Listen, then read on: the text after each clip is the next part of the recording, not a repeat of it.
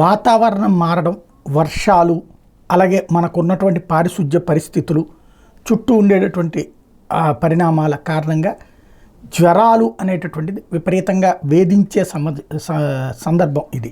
ఈ సమయం 3 నెలల పాటు జ్వరానికి సంబంధించినటువంటి పరిస్థితులు ఉంటుంటాయి.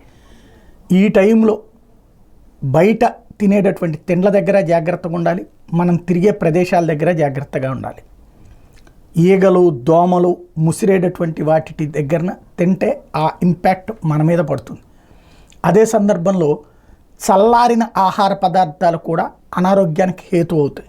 ఇప్పుడు ప్రస్తుతం ఆంధ్ర, తెలంగాణ ప్రాంతాలలో విపరీతంగా జ్వరాలు బారులు తీరుతున్నారు. గతంలో జ్వరం అంటే ఓ క్రోసిన్ వేసుకుంటే సరిపోతుందనే స్టేజ్ నుంచి ఇప్పుడు ఆసుపత్రులకు పోతే టెస్టులు, ఆ తర్వాత మందులు మొత్తం కలిపితే మినిమం 10,000, మ్యాక్సిమం 25,000 ఖర్చు అయిపోతున్నటువంటి రోజులు. కాబట్టి డబ్బులు ఉన్నాయి పర్లేదులే అనుకుంటే నో ప్రాబ్లం, లేదు అనుకుంటే జాగ్రత్త తీసుకుంటే బెటర్.